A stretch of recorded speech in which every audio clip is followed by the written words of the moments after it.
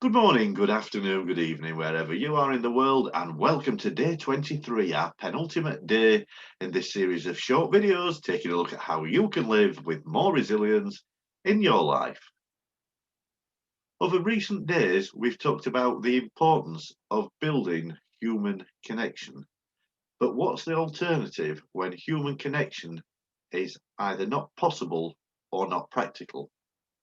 But before we go into this, let me begin by saying if you really are struggling, there are organisations out there who are available to help you 24 hours a day, 7 days a week, 365 days per year.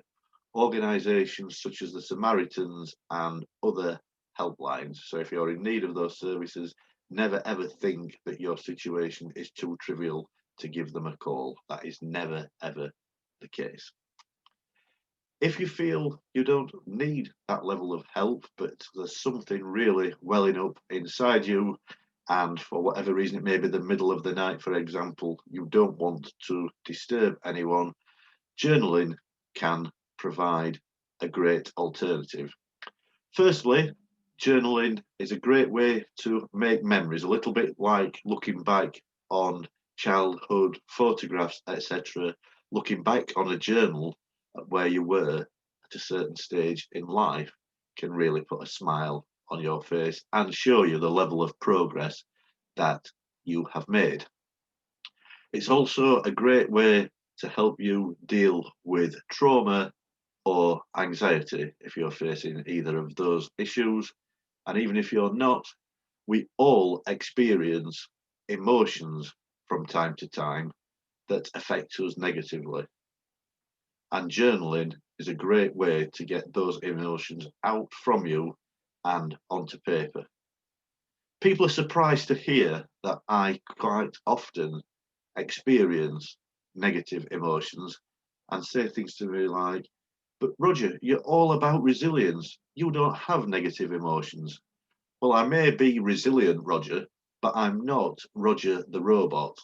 To me, resilience is about being able to bounce back and spring forward much quicker from those negative emotions rather than not experiencing them at all. For me personally, there are days when I could absolutely fill a journal with how I'm feeling at that moment in time.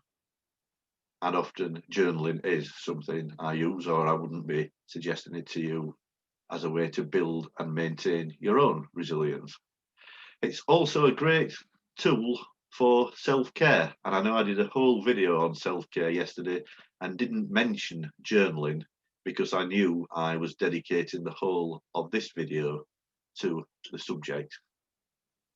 Journaling is a great way to detail your dreams, ambitions, and goals. Three things that have been a recurring theme throughout this video series. That, again, as I mentioned, can help you to reflect on just how much progress you have made as you have moved forward. It can also identify stumbling blocks. If you see something is a recurring obstacle, it highlights that to you and highlights the opportunity for you to do whatever it takes to address that obstacle and move it aside so that you can continue to move forward with your journey. So that's as much as I wanted to share with the subject of journaling. I just feel with some of the decisions that have been made across the world recently and people who were looking forward to spending time with loved ones during the festive period that have now had that taken away from them, this seems like the time to share with you the importance of journaling to fill that void that may well have been left. So that's as much as I wanted to share with you today. I really look forward to being back with you once again tomorrow for the final episode in our series of videos taking a look at how you can live with more resilience in your life. I really will miss my time with you from tomorrow. So let's all come together then to celebrate in style. Until then, my usual reminder to you that you are more than a survivor. You are a thriver. I will see you tomorrow.